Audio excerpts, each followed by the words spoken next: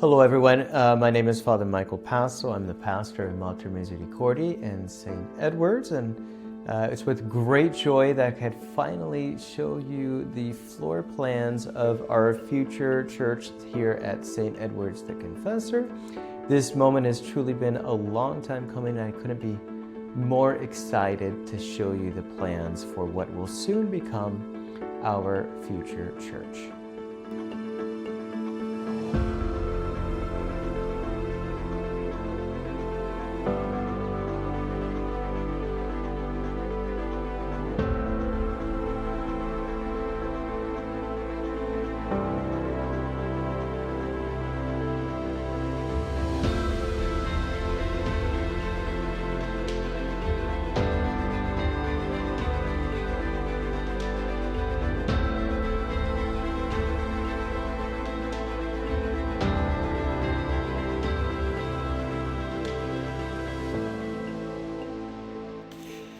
As the doors open, light spills across the floor, and we are welcomed into the house of God, our eyes immediately drawn to the grandeur of the altar, the heart of the church where heaven and earth meet. And you'll notice the great number of pews arranged to hold a capacity of over 700 people.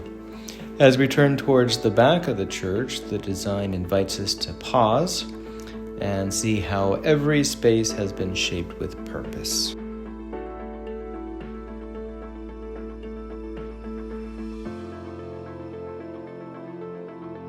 Now, as you go through the main front doors, to your right as you enter, so this would be the south part, the south bell tower there.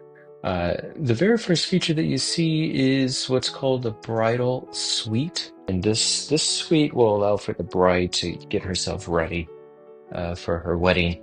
It has an old private bathroom for her. And if you leave that room, going through the hallway, that's where the ladies' bathrooms will be located. So they'll be separated from the men. And then we have our first of two cry rooms, but we're calling this one on the south side of the building the infant cry room. And then if you look up towards the north on the other side of the church is what we call the toddler cry room. So the idea of having separate cry rooms is some kids are younger and maybe they're not as well behaved as the older ones, but this will offer the ability to kind of help your child to graduate, so to speak, from the cry room to the nave of the church. And of course, there's two cry rooms. Obviously, they'll have double pane glass, very soundproof glass rooms for the children. Should accommodate about 50 people in those two cry rooms.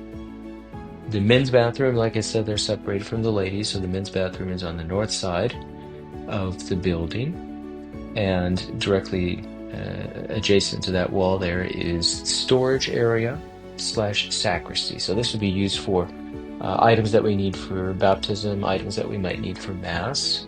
There's the stairwell, which will lead up to the choir loft, which will hold another 40 members of a choir.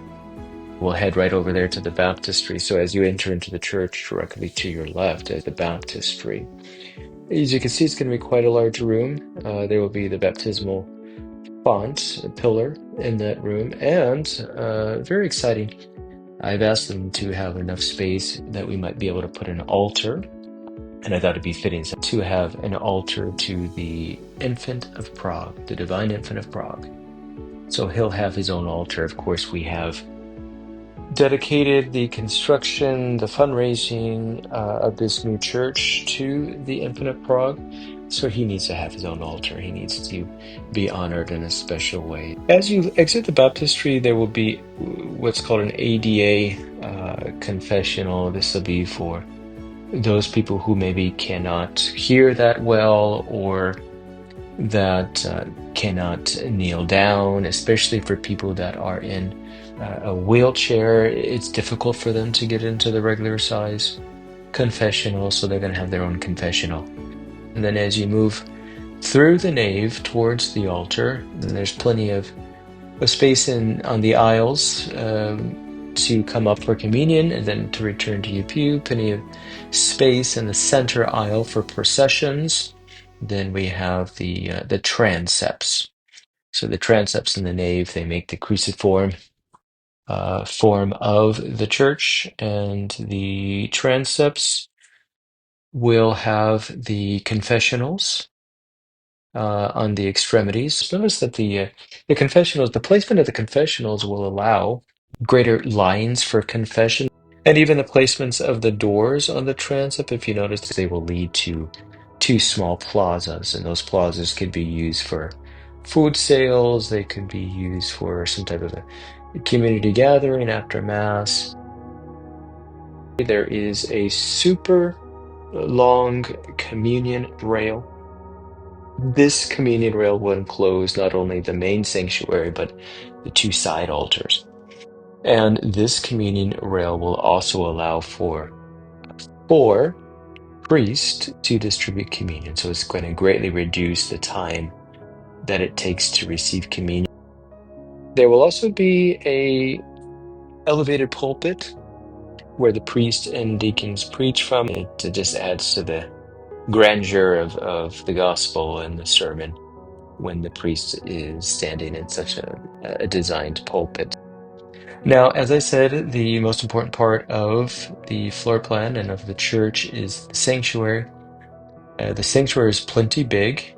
I think it's the exact dimensions of St. Mary's Basilica in downtown Phoenix. And then the whole back wall of the sanctuary will be the altar, which is quite amazing with the Baroque, especially as a priest.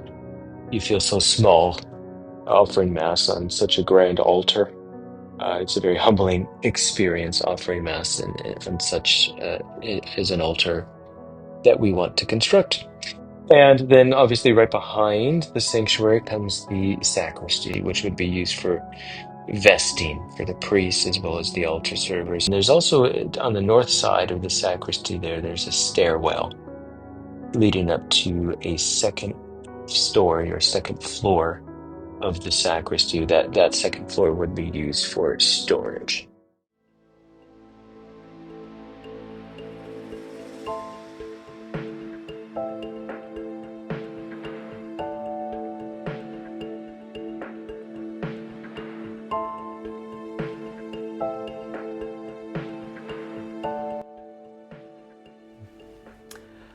I hope you enjoyed the video, and I want to extend my heartfelt gratitude to all who have contributed with their time, with their prayers, with their generosity to make this vision a reality.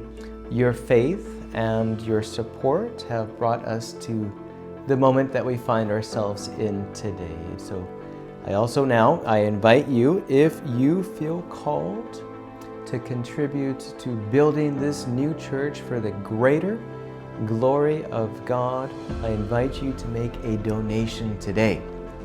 Together we can bring this sacred home to life for generations to come. May God bless you.